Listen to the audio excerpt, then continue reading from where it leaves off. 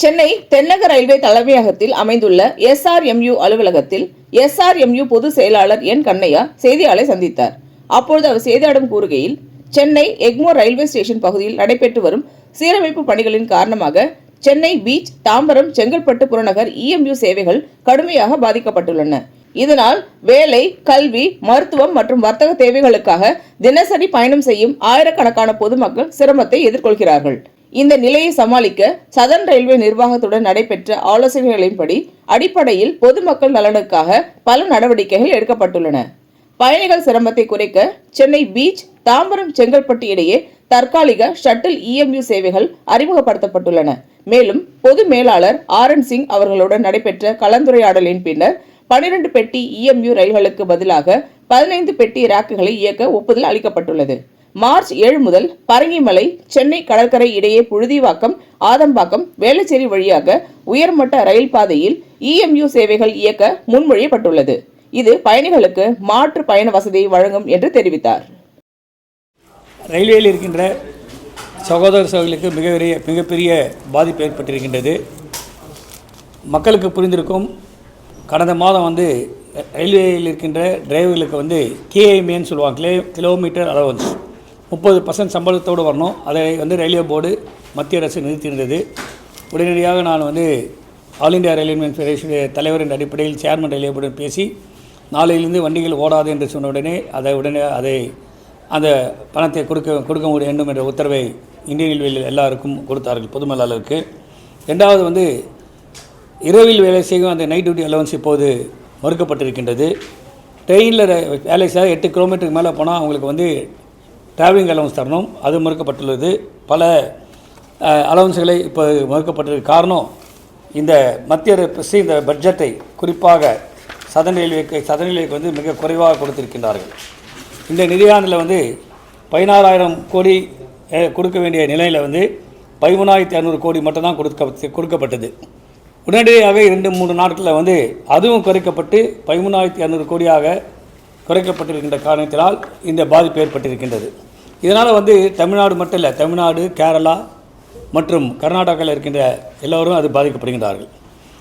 இது ஒரு பக்கம் மட்டும் இல்லாமல் 8வது சம்பள கமிஷன் கொண்டு வருகின்றது.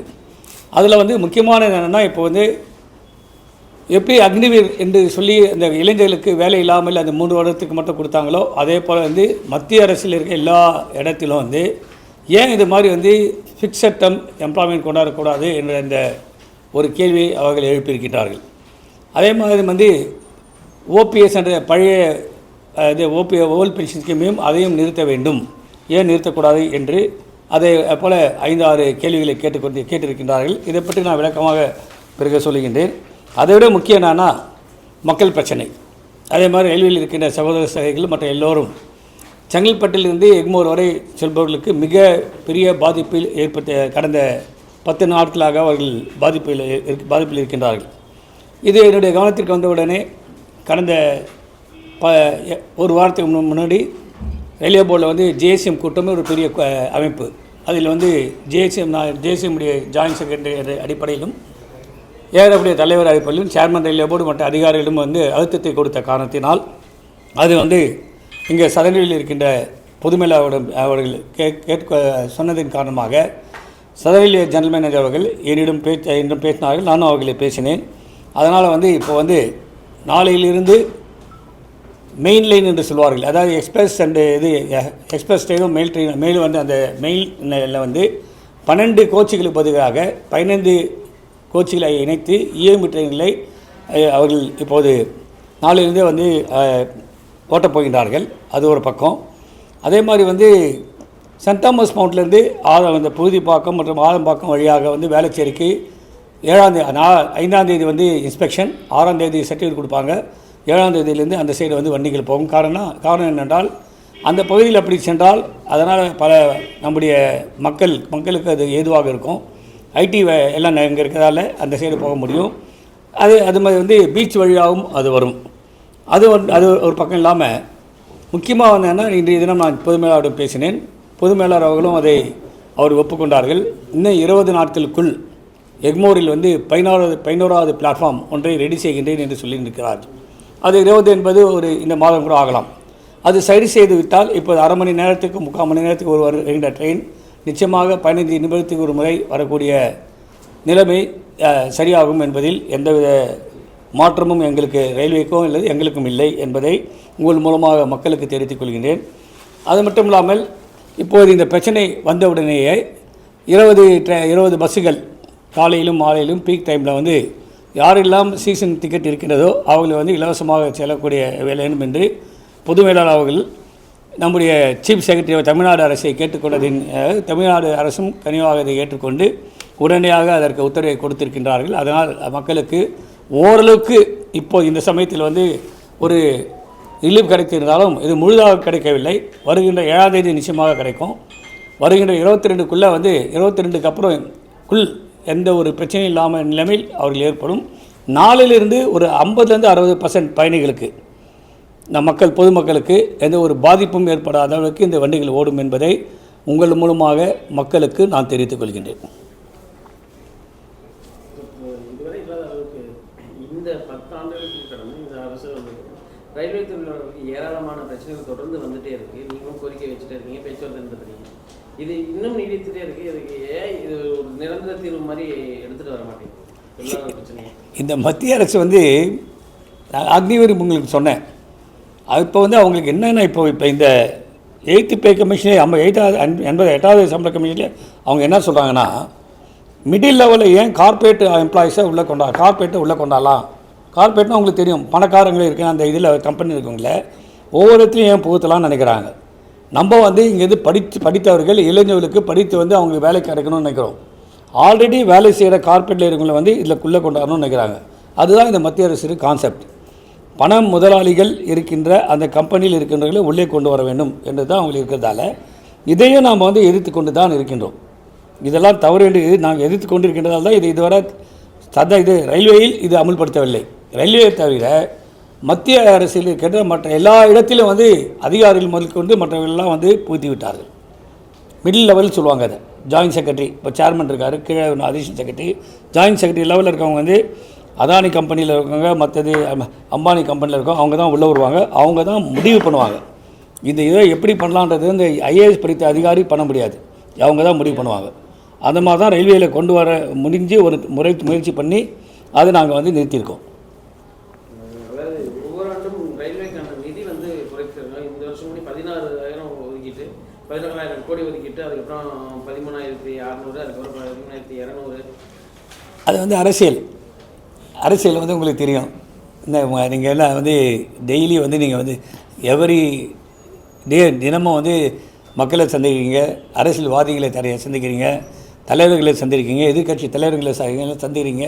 இதை பற்றி அவங்க மிக தெளிவாக உங்களுக்கு சொல்லிக் கொண்டிருக்கீங்க. எங்களை பொறுத்தவரையில் ரயில்வேயை பொறுத்தவரையில் சதர்ன் ரயில்வே மசூரியை பொறுத்தவரையில் ஆல் இந்தியா ரயில்வே ஃபெடரேஷன் பொறுத்தவரையில் மக்களுக்கு வந்து எந்த ஒரு பாதிப்பு ஏற்படாமல், குறிப்பாக ரயிலில் பயணம் செய்பவர்களுக்கு அவர்களுக்கு எவ்வளவு சலுகைகள் கொடுக்க வேண்டுமோ அந்த சலுகைகளுக்கு பெற்றுத்தர வேண்டும் என்ற அடிப்படையில் தான் சதர்ன் மசூரியும் ஆல் இந்தியா ரயில்வே ஃபெடரேஷனும் வேலை செய்து கொண்டிருக்கின்றது என்பதை திரும்பியும் நான் பதிவு செய்கின்றேன். 45 நாட்களுக்கு வந்து இந்த ரயில் சேவைகள் எல்லாம் மாற்றிருக்கோம். புறநகர் ரயில் சேவை நீங்கள் கூட அது பல்வேறு தீர்வுகளுக்கு வந்து இது இருக்குது. ஏன் இந்த இவ்வளோ பெரிய பாதிப்பு வர அளவுக்கு ரயில்வே நிர்வாகம் ஏன் அதை கண்டுக்காமல் விட்டுருந்துருக்காங்க?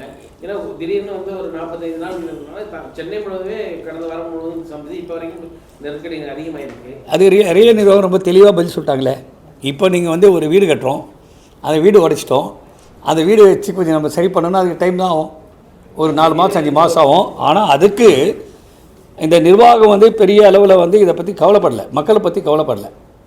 ஆனால் நம்ம வந்து சதர்ன் ரயில்வே மசூரியன் குறிப்பாக ஒரு சகோதரன் கண்ணையா இதை சீரியஸாக எடுத்துக்கொண்டு என்னுடைய சகோதர சகோதரிகள் பாதிக்கப்படுகின்றார்கள். ரயில்வேயில் மட்டுமில்லை, பொதுமக்கள் அவங்களும் சகோதர சகோதரிகள் தான். அதனால தான் நான் ரயில்வே போர்டு அளவில் எடுத்து சென்று இப்போது வருகிற நாளைக்கு வந்து வண்டி விடுறாங்க மெயின் லைனில். இதுவரை சரித்திரத்திலே இன்னொரு சரித்திரத்திலே மெயின் லைனில் வந்து மெயில் அண்ட் எக்ஸ்பிரஸ் போகிற இதில் விட்டதே கிடையாது. அது இல்லாமல் 12 காரை வந்து 12 கார் 15 கார் சொல்லுவாங்க இஎம்ஐயில் 15 அட்டாச் பண்ணி அனுப்புறது இதே இந்திய முதல் முறை. இதை வந்து நாளையிலேருந்து அமல்படுத்தினாலே அவ்வளோ பேர் போயிடுவாங்க. ஒரு குறைஞ்சது வந்து 15,000 பேர் போயிடுவாங்க ஒரு ட்ரிப்புக்கு. போயிடுவாங்க. அடுத்தது இல்லாமல் இந்த வேளச்சேரி இதில் வந்து 7ஆம் தேதியிலேருந்து ஆரம்பிக்கிறாங்க. அதுலேயும் உங்களுக்கு வந்துடும். 22 இந்த 22க்குள்ளேயே 11வது பிளாட்ஃபார்ம் ஸ்டார்ட் பண்ணால் அந்த தீர்வு வந்துடும். எல்லோரும் வந்து சொல்லுவாங்க ஒரு 4 மாதம் ஆகும்னு. அதனால் வந்து மக்களுக்காக நாங்கள் வந்து ரொம்ப சீரியஸாக இந்த இது வந்து ரயில்வேயில் நாங்கள் எடுத்து அதை செய்திருக்கோம்.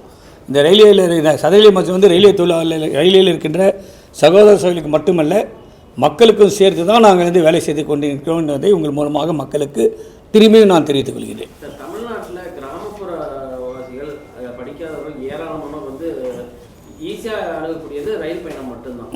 ஆனால் தமிழ்நாட்டில் அதிக அளவில் வட இந்திய தொழிலாளர்கள் தான் அதிக அளவில் ட்ரெயின்குள்ளே ஏறினாலோ இதெல்லாம் இருக்காங்க. பயணிகளுக்கு அந்த லாங்குவேஜ் கம்யூனிகேஷனுங்கிறது ரொம்ப டிஃப்ரெண்டாக இருக்குது. ஏன் அதிக அளவு இருக்குங்க?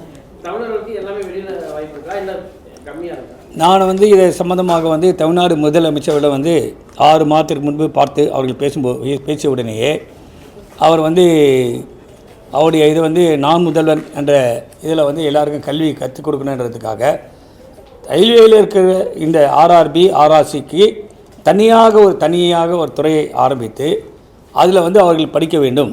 அது படித்தால் இப்போது வந்து உங்களுக்கு வந்து ஐஐடிக்கு போகிறதுக்கு முன்னாடி எவ்வளோ பேர் 454 பேர் பாஸ் பண்ணியிருக்காங்க. அந்த மாதிரி தனித்துறையை ஆரம்பிச்சிருக்காங்க. இது மிகப்பெரிய அளவில் வந்து பேப்பரில் கூட வந்திருக்கு. இப்போ உங்கள் மூலமாக இளைஞருக்கு நான் சொல்லிக்கொள்கிறேன், அவங்க தமிழ்நாடு அரசு அந்த உங்களை ஆர்ஆர்பி ஆர்ஆர்சி படிக்காத இலவசமாக படித்து உங்களை புக்குங்க கொடுத்து சொல்லிக் கொடுப்பதற்காக எல்லாரையும் அவர்கள் நியமித்திருக்கின்றார்கள்.